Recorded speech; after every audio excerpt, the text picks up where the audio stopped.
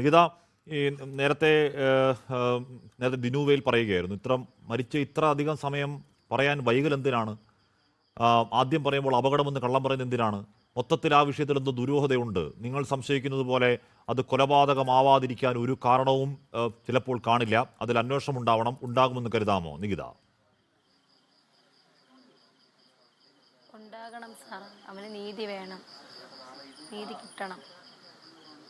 കാര്യം അത് കൊലപാതകം തന്നെയാണ്. ഈ കൊലപാതകം അല്ലെങ്കിൽ 5ാമത്തെ നിലയിൽ നിന്ന് ചാടുന്ന ഒരു കുട്ടിക്ക് ചെറിയൊരു മുറിവായിരിക്കുമോ വരുന്നത്? ആ കൊച്ചിൻ്റെ തലയ്ക്ക് എന്തെങ്കിലും ഒരു ഇതെങ്കിലും വരണ്ടേ? 5ാമത്തെ നിലയിൽ നിന്ന് ചാടുന്ന ഒരു കുട്ടി തല ഒന്നുകിൽ എന്തായിരുന്നാലും നല്ല രീതിക്ക് ഒരു സൈഡ് ഇടിച്ച് വീണ്ടെന്നാൽ ആ സൈഡ് ഫുള്ളും പോവേണ്ടതല്ലേ?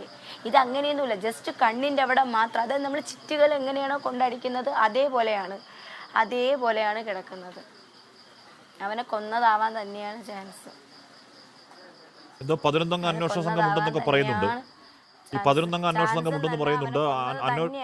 അന്വേഷണ സംഘം ഉണ്ടെങ്കിൽ നികിത ഈ ദിവസങ്ങൾ നമ്മൾ ഇവർക്കൊക്കെ കുട്ടികൾക്ക് ഭയമാണ്. പക്ഷെ പലരും നമ്മളോട് മിണ്ടുന്നുണ്ട്.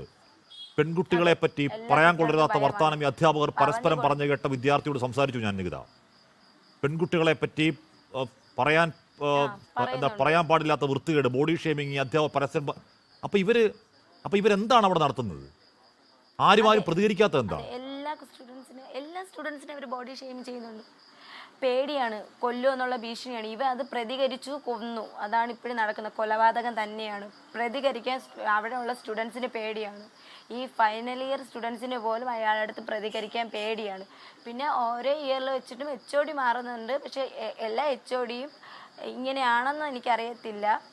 പക്ഷെ എന്തായാലും ഫസ്റ്റ് ഇയറിലെ HOD ഡോക്ടർ റാം, ഇയാൾ നല്ല രീതിക്കും കുട്ടികളെ നല്ല രീതിക്കും ഇയാളുടെ ക്ലാസ്സിന് ഇവനിരിക്കാൻ പേടിയാണ്. ആഴ്ചയിൽ 2 ദിവസം എന്തേ ഇയാളുടെ ക്ലാസ് ഉള്ളൂ, ബാക്കി പ്രാക്ടിക്കലാണ് വരുന്നത്. ഇവൻ്റെ ക്ലാസ്സുള്ള ടൈമിൽ ഇവൻ പോകില്ല. പിന്നെ അറ്റൻഡൻസ് ഷോർട്ടേജ് ആവുമോ എന്നുള്ള പേടിയും എക്സാം എഴുതാൻ പറ്റാത്തതിൻ്റെ പേടിയും കൊണ്ടാണ് ആ കൊച്ച് അവിടെ പോയിരുന്ന. അതും അയാളുടെ മുഖത്തൂക്കം പേടിയായതുകൊണ്ട് എഴുതും. ഇയാൾ പറയുന്ന നോട്ട്സൊക്കെ എഴുതും. കാര്യം എന്തോന്നാണ്, എന്തേലും ഇനി പറയോ?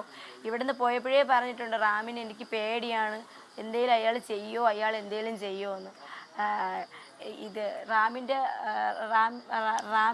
2-3 സ്റ്റാഫുകളുണ്ട്. അതായത് ഡോക്ടർ സംഗീത 2-3 പേരുണ്ട്. എനിക്ക് പേര് കറക്റ്റ് അറിയത്തില്ല അവരെല്ലാം ഇതുപോലെ എഴുതി തന്നതിന് ശേഷം, അതായത് ഇവൻ്റെ കയ്യിൽ നിന്നും ആ പേപ്പർ എഴുതി വാങ്ങിച്ചിട്ടല്ലാതെ അവനെ പുറത്തോട്ട് വിട്ടില്ല. എക്സാം നീ എഴുതി തരണമെന്നുള്ളത്. എക്സാം എഴുതി മറ്റു കുട്ടികൾക്ക് എന്താണ് ഇത് ബാധകമാവാത്തത്? ഇതിനേക്കാളും തോറ്റ കുട്ടികളല്ലേ അവിടെ ഉള്ളത്. എന്തുകൊണ്ടാണ് മറ്റു കുട്ടികൾക്ക് അത് ബാധകമായില്ല? അതാണ് ഞങ്ങൾ അന്നും അവൻ എൻ്റെ അടുത്ത് ഇതാണ് ചോദിച്ചത്, മറ്റു കുട്ടികൾക്ക് എന്താ അത് ബാധകമാവാത്തത്? ഓക്കെ നികിത, ഈ വൃത്തികെട്ട ജാതിക്കോട്ടയിലെ ഈ ജാതിപ്രിയന്മാരെ അധ്യാപകരുടെ പേരുകൾ അവിടുത്തെ കുട്ടികൾ തന്നെ നമുക്ക് അയക്കുന്നുണ്ട്. പക്ഷേ നമ്മൾ വായിച്ചു കഴിഞ്ഞാൽ ചിലപ്പോൾ കുട്ടികളുടെ ഇനി പേര് വല്ലതും പുറത്താവുമോ, അതിനെ അടുത്തൊരു ഇതിനെ കൂടി കാണേണ്ടി വരുമോ എന്ന ഭയം കൊണ്ട് ഞാൻ വായിക്കാത്തതാണ്. അവിടുത്തെ കുട്ടികൾ സംസാരിക്കുന്നുണ്ട്. അന്വേഷണ സംഘത്തെ നട്ടലുണ്ടെ കണ്ടുപിടിക്കട്ടെ. 11 അംഗ സംഘം ഉണ്ടാക്കിയിട്ടുണ്ടല്ലോ. Thank you Nikita.